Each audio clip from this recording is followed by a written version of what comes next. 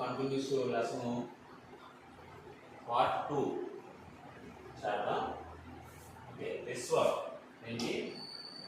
విశ్వం universe. So విశ్వం universe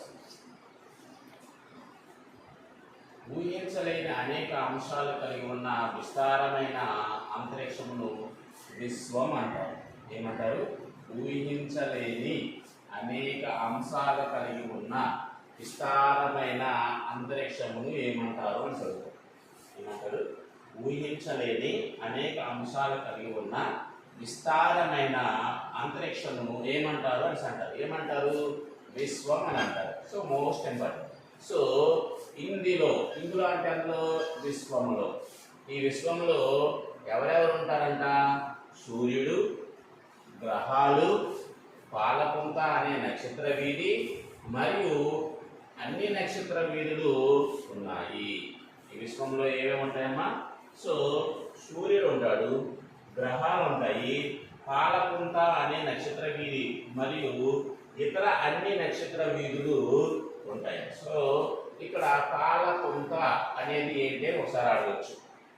పాలపుంత అంటే నక్షత్ర వీధి. ఏంటమ్మా? పాలపుంత అంటే ఒక నక్షత్ర వీధి. సో విశ్వం ఎంత పెద్దదో ఎవరికీ తెలియదు. విశ్వం ఎంత పెద్దదో ఎవరికి కూడా తెలియదు. సో విశ్వం వ్యాప్తి అనంతమైనది. విశ్వం వ్యాప్తి అనంతమైనది. Most most most important. So ఈ పేరాలో అన్ని కూడా ఇంపార్టెంట్. సో ఊహించలేని అనేక అంశాలు కలిగి ఉన్న విస్తారమైన అంతరిక్షం ఏమంటారు? విశ్వం అంటారు. సో ఈ విశ్వంలో ఏవేవి ఉంటాయి? సూర్యుడు ఉంటాడు, గ్రహాలు ఉంటాయి, పాలపుంత అనే నక్షత్ర వీధి ఉంటాయి మరియు ఇతర అన్ని నక్షత్ర వీధులు ఉంటాయి. విశ్వం ఎంత పెద్దదో ఎవరికీ తెలియదు. విశ్వం వ్యాప్తి అనంతమైనది. విశ్వం వ్యాప్తి అనంతమైనది. విశ్వాన్ని అధ్యయనం చేసే శాస్త్రాన్ని ఖగోళ శాస్త్రం అంటారు. ఏమంటారు? సో విశ్వాన్ని అధ్యయనం చేసే శాస్త్రాన్ని ఖగోళ శాస్త్రం అంటారు. ఆస్ట్రానమీ అంటారు. ఇంగ్లీష్లో అయితే ఆస్ట్రానమీ అంటారు. సో దీన్ని రష్యన్ భాషలో, ఏ భాషలో? రష్యన్ భాషలో కాస్మాలజీ అని, ఆంగ్ల భాషలో ఆస్ట్రానమీ అని అంటారు. చాలా most most most most important. విశ్వాన్ని అధ్యయనం చేసే శాస్త్రాన్ని ఖగోళ శాస్త్రం అంటారు. సో ఈ ఖగోళ శాస్త్రాన్ని ఏ భాషలో? రష్యన్ భాషలో కాస్మాలజీ అని, ఆంగ్ల భాషలో ఆస్ట్రానమీ అని అంటారు. ఓకే. ఖగోళ శాస్త్రంలో శాస్త్రీయ పరిశోధన గెలీలియా అనే ఇటాలియన్ ఖగోళ శాస్త్రవేత్తతో ప్రారంభమైంది. చాలా జాగ్రత్తగా వినాలి. సో చూడండి, ఖగోళ శాస్త్రంలో శాస్త్రీయ పరిశోధన గెలీలియో అనే ఇటాలియన్ ఏ శాస్త్రవేత్త, ఏ దేశానికి చెందినవాడంటే ఇటాలియన్ దేశానికి చెందిన ఖగోళ శాస్త్రవేత్తతో ప్రారంభమైంది. సో ఖగోళ శాస్త్రంలో శాస్త్రీయ పరిశోధన ఏ శాస్త్రవేత్తతో ప్రారంభమైంది? గెలీలియా అనే శాస్త్రవేత్తతో ప్రారంభమైంది. సో ఈ గెలీలియో అనే శాస్త్రవేత్త ఏ దేశానికి చెందినవాడు? ఇటాలియన్ దేశానికి చెందినవాడు. సో ఈ గెలీలియా అనే శాస్త్రవేత్త ఏ శాస్త్రవేత్త? ఖగోళ శాస్త్రవేత్త, రసాయనిక శాస్త్రవేత్త, భౌతిక శాస్త్రవేత్త అని అడుగుతూ ఉంటాడు. సో ఖగోళ శాస్త్రవేత్తతో ప్రారంభం. సో ఇతడు అంటే ఎవరు? గెలీలియో టెలిస్కోప్ అనే పరికరాన్ని తయారు చేశాడు. ఏంటమ్మా? టెలిస్కోప్ అనే పరికరాన్ని తయారు చేసింది ఎవరు? గెలీలియో. సో ఈ పరికరం ద్వారా గెలీలియో మొదటిసారి ఆకాశం వైపు చూసినప్పుడు అతనికి తెలియని ఎన్నో వింతలు కనిపించాయి. ఓకేనా?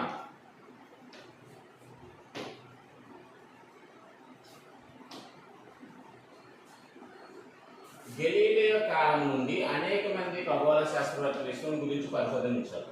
విశ్వం ఎలా ఉద్భవించిన దానిపై శాస్త్రవేత్తల మధ్య ఏకాభిప్రాయము లేదు. విశ్వం ఎలా ఉద్భవించిందనే దానిపై శాస్త్రవేత్తల మధ్య ఏకాభిప్రాయము లేదు. సో చాలా ఇంపార్టెంట్. సో ఇక్కడ మనం కూర్చుని అలగిస్తూ ఉంటారు అంటే ఈ కింది వాటిలో సరైనవేవి సరికానివేవి అని ఇస్తారు. సో లేదా స్టేట్మెంట్ రూపంలోనే ఇస్తుంది. సో విశ్వం ఎలా ఆవిర్భవించింది, ఎలా ఉద్భవించిందనే దానిపై శాస్త్రవేత్తల మధ్య ఏకాభిప్రాయం ఉంది, అదే అంటారు. సో విశ్వం ఎలా ఆవిర్భవించిందో దానిపై శాస్త్రవేత్తల మధ్య ఏకాభిప్రాయం లేదు అని చూస్తారు. ఒక్కోసారి విశ్వం ఎలా ఆవిర్భవించిందో శాస్త్రవేత్తల మధ్యస్థ అభిప్రాయం ఉంది అని అంటారు. సో ఇలా చాలా ఇంపార్టెంట్ అన్నమాట. విశ్వం ఎలా ఉద్భవించిందనే దానిపై శాస్త్రవేత్తల మధ్య ఏకాభిప్రాయము లేదు. సో విశ్వం ఆవిర్భావం గురించి నేర్చుకున్నాను.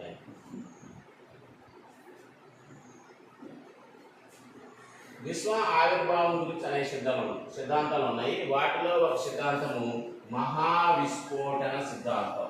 మహావిస్ఫోటన సిద్ధాంతం, దీన్నే బిగ్ బ్యాంగ్ థియరీ అని కూడా అంటారు. బిగ్ బ్యాంగ్ థియరీ, మహావిస్ఫోటన సిద్ధాంతం. మహావిస్ఫోటన సిద్ధాంతం దీన్ని ఏమంటారు? Big bang theory. Big bang theory, big bang theory. So మహావిస్ఫోటన సిద్ధాంతానికి మరొక పేరు బిగ్ బ్యాంగ్ థియరీ. మహావిస్ఫోటన సిద్ధాంతానికి మరొక పేరు so big bang theory. Big bang theory అనగా మహావిస్ఫోటన సిద్ధాంతం అంటారు. సింపుల్గా ఇచ్చేస్తారు, బిగ్ బ్యాంగ్ థియరీ అనగా అని అంటారు. సో కింద ఆప్షన్స్ ఇస్తాను. మహావిస్ఫోటన సిద్ధాంతము, మహాస్ఫోటన సిద్ధాంతం అలా ఇస్తూ ఉంటారు. సో మహావిస్ఫోటన సిద్ధాంతం అంటే ఏంటి చూద్దాం. విశ్వం యొక్క ఆవిర్భావం గురించి మహావిస్ఫోటన బిగ్ బ్యాంగ్ సిద్ధాంతాన్ని మొదటగా జార్జ్ లెమిటియర్ అనే బెల్జియం దేశానికి చెందిన ఒక ఖగోళ శాస్త్రవేత్త అభిప్రాయపడ్డారు. సో ఈ మహావిస్ఫోటన సిద్ధాంతాన్ని ప్రతిపాదించింది ఎవరు? జార్జియస్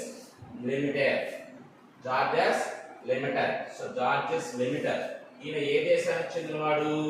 బెల్జియం అనే దేశానికి చెందినవాడు. ఏ దేశానికి చెందినవాడు? బెల్జియం దేశానికి చెందినవాడు. ఈ ఏ శాస్త్రవేత్త? ఖగోళ శాస్త్రవేత్త. ఎవరు ఈయన? ఖగోళ శాస్త్రవేత్త. మహావిస్ఫోటన సిద్ధాంతం, విశ్వం యొక్క ఆవిర్భావం గురించి మహావిస్ఫోటన సిద్ధాంతాన్ని మొదటగా ప్రతిపాదించింది ఎవరమ్మా అంటే జార్జ్ లెమిటర్. సో ఇతను ఏ దేశానికి చెందినవాడు? బెల్జియం దేశానికి చెందినవాడు. ఇతను ఖగోళ శాస్త్రవేత్త. సో ప్రస్తుతం విశ్వం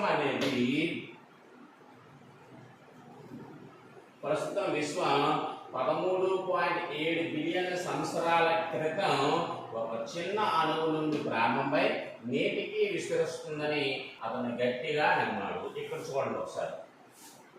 సో ఇక్కడ నుంచి ఇక్కడ వరకు మహావిస్ఫోటన సిద్ధాంతం అంటే ఏమి కాదు. సో ఒక చిన్న అణువు నుంచి ప్రారంభమై ఇప్పుడున్న విశ్వము ఇంకా ఆవిర్భావం చెందుతూ ఉంది, ఇంకా విస్తరిస్తూ ఉందని ఈయన గట్టిగా నమ్మాడంట.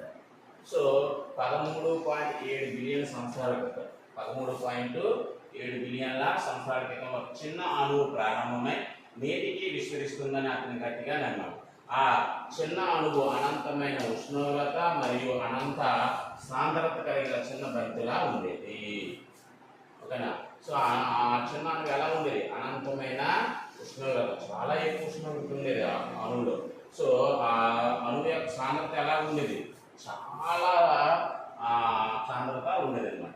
సో అణువు యొక్క ఉష్ణోగ్రత మరియు సాంద్రత పెరిగిన కారణంగా అది పేలిపోయి విశ్వం అంతా చిన్న ముక్కలుగా విసిరివేయబడింది.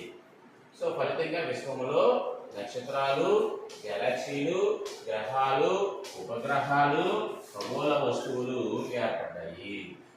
ఓకేనా? సో ఆ అణువు పేలిపోవడం వల్ల ఏమేమి ఏర్పడ్డాయి? నక్షత్రాలు ఏర్పడ్డాయి, గెలాక్సీలు ఏర్పడ్డాయి, గ్రహాలు ఏర్పడ్డాయి, ఉపగ్రహాలు ఏర్పడ్డాయి అండ్ ఖగోళ వస్తువులు ఏర్పడ్డాయి. సో విశ్వం యొక్క విస్తరణ నేటికి జరుగుతూనే ఉంది. విశ్వం యొక్క విస్తరణ అనేది నేటికి జరుగుతూనే ఉంది. సో మీకు తెలుసుకుందాంలో చూద్దాం ఒకసారి. విశ్వం అనే పదం లాటిన్ పదమైన యూనివర్సం నుండి ఉద్భవించింది. విశ్వం అనే పదము ఏ పదం నుంచి వచ్చిందంటే లాటిన్ పదం నుంచి వచ్చింది. ఆ లాటిన్ పదం ఏది? యూనివర్సం. సో ఈ యూనివర్సం అంటే అర్థం ఏంటంటే మొత్తం పదార్థం లేదా మొత్తం అంతరిక్షం అని అర్థం. విశ్వం సెకనుకు 70 కిలోమీటర్ల మేర విస్తరిస్తూ ఉంది. 70 కిలోమీటర్ల మేర విస్తరిస్తూ ఉంది. సో అంతరిక్షంలో నక్షత్రాలు, గ్రహాలు మరియు ఇతర సాధ వస్తువులను అధ్యయనం చేసే వ్యక్తిని ఏమంటారంటే ఖగోళ శాస్త్రవేత్త అని అంటారు. ఏమంటారు? ఖగోళ శాస్త్రవేత్త అంటే ఏంటి? అంతరిక్షంలో నక్షత్రాలు, గ్రహాలు మరియు ఇతర సహజ వస్తువులను అధ్యయనం చేసే వ్యక్తిని ఏమంటారంటే ఖగోళ శాస్త్రవేత్త అంటారు. సో విశ్వం సెకనుకి ఎన్ని కిలోమీటర్ల మేర విస్తరిస్తుంది? 70 కిలోమీటర్ల మేర విస్తరిస్తుంది. సో విశ్వం అనే పదం, యూనివర్స్ అనే పదం ఏ పదం నుంచి వచ్చింది? లాటిన్ పదం నుంచి వచ్చింది. సో లాటిన్ భాషలో యూనివర్స్ అంటే అర్థం ఏంటి? సో మొత్తం పదార్థము లేదా మొత్తం అంతరిక్షము అని అర్థం. ఓకే.